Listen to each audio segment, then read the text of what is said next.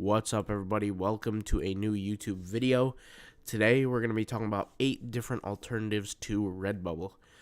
If you're scared about getting banned on Redbubble, if you've made some mistakes on Redbubble in the past, you are banned, or even if you're still on Redbubble and you're making money just as I am, let's go ahead and jump into the alternatives. We have to be completely honest with ourselves, and we have to realize that at the end of the day, when we take our designs and we sell them on different platforms, we do not hold the rights to our accounts, and that's just the sad reality.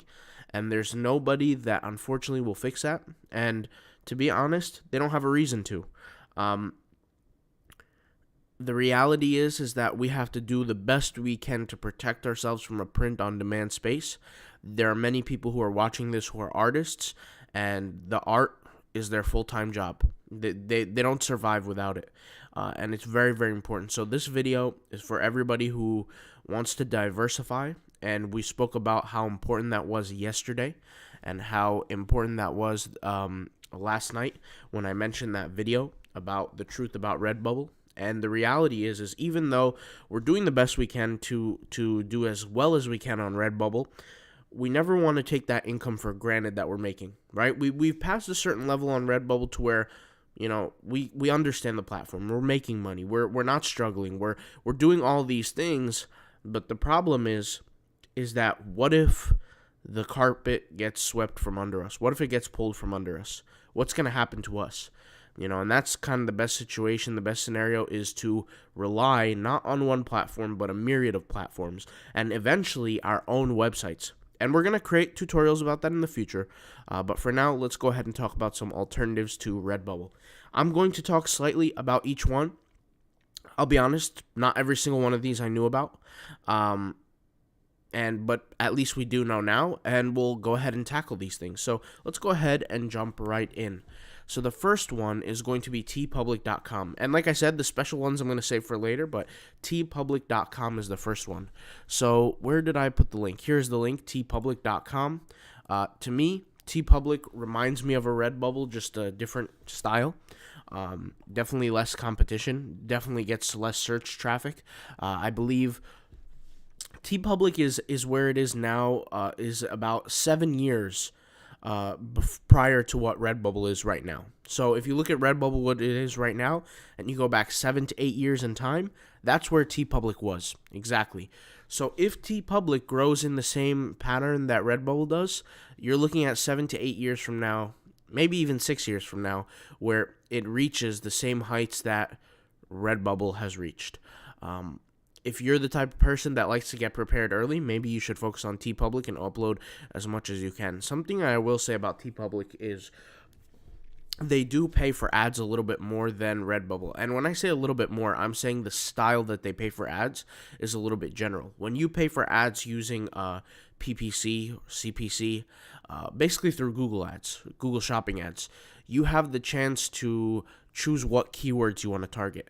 I think with the way that they set their kind of designs up is that they're a little more broad with their the way their tagging strategy is set up. And I know it's not like a robot or algorithm.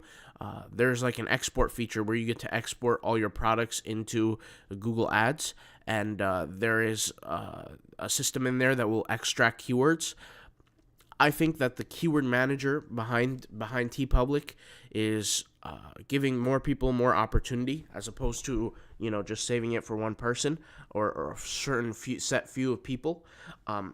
Because if you search for certain things, there's a higher likelihood that it's going to end up being tpublic than it is Redbubble, from the ads perspective. From an organic perspective, Redbubble wins, but I just figured I'd just share this. Redbubble is a mammoth in the industry, and a lot of the times we might liken things to Redbubble, but the reality is when you combine all these other platforms, you could do potentially better, right? And by the way, guys, in no way am I saying, you know, abandon Redbubble. Like, I'm not going to do that. Like, I'm posting every single day on Redbubble, 60 designs per day, every day, and we're making money every day on Redbubble. But what I'm saying is that we need to just create as much income as possible, okay? We're not going to favor one over the other. We're not going to delete our accounts. We're not going to do anything crazy. We're just going to, stay stable, stay calm, and make as much money as we can. right?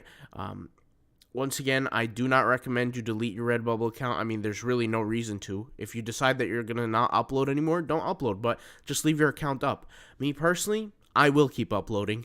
I love the income that I'm generating from Redbubble. I am having a phenomenal time. I didn't spend all that time learning how to crack the code on Redbubble for no reason. The titles, the tags, the approach, I do it. And so let's go ahead and jump back and continue here.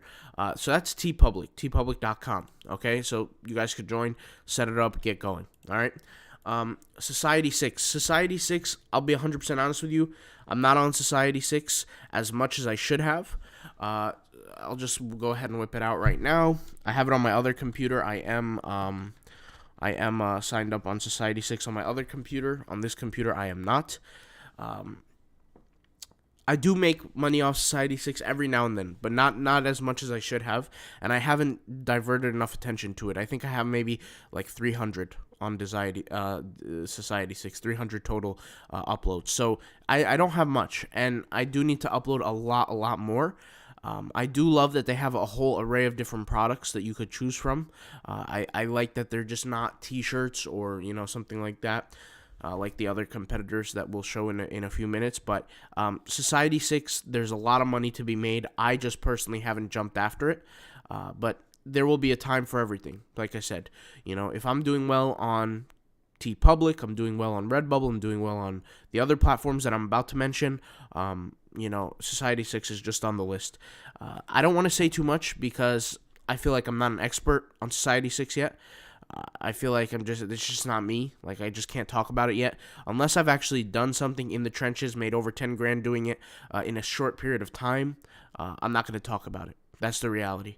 And so I don't have as much advice to give about Society 6. There are a lot of people on YouTube that do talk about Society 6. I mean, we could just go in here into an incognito tab, go search YouTube and search for Society 6. And you could see here a lot of people, they talk about Society 6, but, it is what it is. I mean, it's just one of the many different platforms out there, okay? Let's go ahead and jump into the next one. We got CafePress or CafePress.com. This is an example of CafePress. I kind of think, for some reason, I don't know why CafePress reminds me of junior high school. I have no idea. But CafePress is one of those, I could say, alternatives to Redbubble in a way that it's a little creative. You could upload different things. It does get some traffic. It's not like it's a small website by any means. You could definitely do well on it. I'll say this. I had one of my products get promoted by CafePress, and it got like something like 27 sales in one day, which is pretty ridiculous, but it's pretty good. I'm not a crazy CafePress guy. I definitely did well on it, or still do well on it, but CafePress is one of those things, it's like a hit or miss when you design something. So, is it a good platform? Absolutely, especially if you can, there are certain ways that you can contact CafePress support, and you can sign up to their licensing program. Now, their licensing program is not public. The reason why I know about this is, technically it is, but the reason why I know about this is because I have a friend that actually did this. They messaged CafePress and they said, hey, I want to work with XYZ company, and I'm not going to list the company. They're a basketball team, and I want to make designs for them. Please form this agreement, etc. And they actually reached out to the NBA and got an agreement and started doing work with them there. I haven't talked to that guy in a while, though, who did that, but I took the same approach, and we'll see what happens. I mean, I'm sitting back, waiting back on their reply, but who knows what will happen? Who knows, what results will come out of it? But CafePress is a decent platform. Like I said, it's kind of hit or miss. I'll be 100% honest with you. There's some designs that I'll get that won't get a single visitor, not a single one. But then I have other ones that are hits. So, and obviously it's kind of hard to, pay attention to all platforms at once. There are certain places where you can, automate on multiple platforms at once, and they're updating it, POD Connect, Merch Informer, etc. But, CafePress is on the list. Let's go ahead and go to the next one, Zazzle.com. So, Zazzle.com, I don't even know if I pulled up a link here. I don't want to show my main account, so I'll just log in here. I like Zazzle. I really like Zazzle.com. Zazzle.com is a little bit hard to understand at first.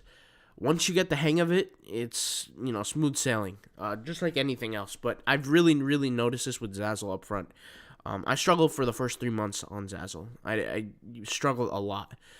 After those 3 months, I kind of understood what was going on, and about 90 days later, I think like 94 days, 92 days, whatever the number was, I made 10 grand in total. I became a level 3 seller. So if you guys are familiar with the different levels, there's level 1, level 2, level 3. I think level 3 is if you make, I think it's like between 1,000 and 5,000 a month per account.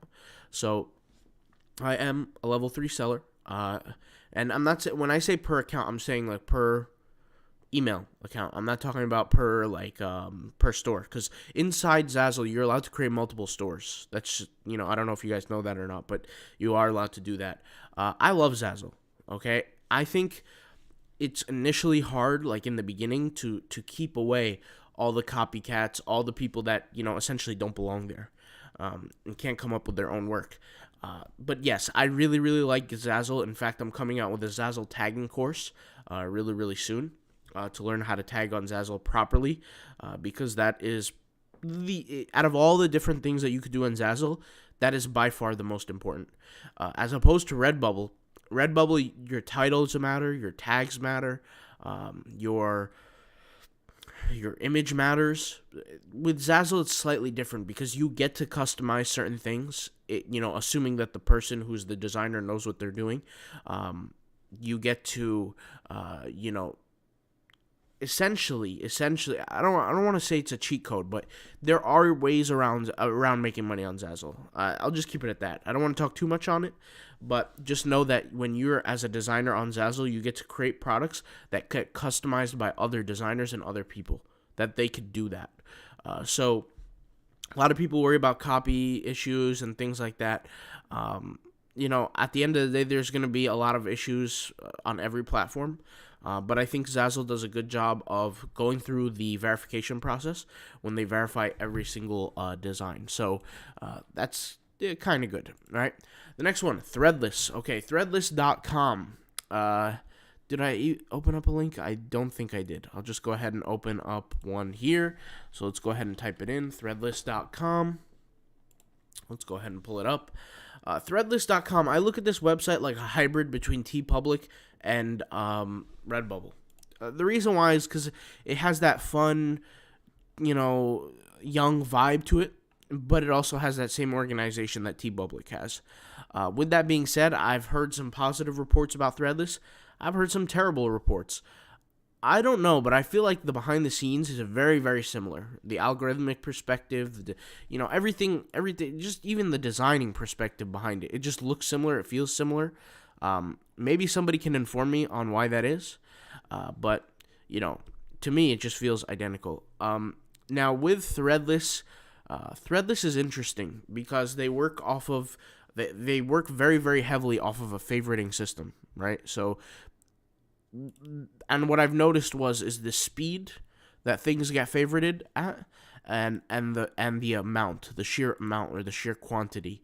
And what I mean by that is, the more favorites you get, the more the bigger chance you get to be seen on whatever you call it, Threadless here. I can't say the same for other platforms. Even though Redbubble does have a favoriting system, that is just one of the parts of the algorithm. What I've seen with Threadless is I've seen tremendous results when my work gets favorited. It's almost like my work gets favorited, I make more money. That's kind of how it is for me. I mean, I can't speak for everybody, but some people can't experience the same. Now, something that I will say is, if you are a seller on Threadless, you're kind of forced to be creative, right? There's less toleration for spam, for garbage, for unattractive designs, things that aren't different. Like, look at this design here. What is this called? A mandala? I have no idea. Why is it called the Mystical Hand of Fatima? I have no idea. I thought Fatima was a Catholic story. But anyways, regardless, there's a little more customization, creativity, things like that on Threadless than there is on other platforms.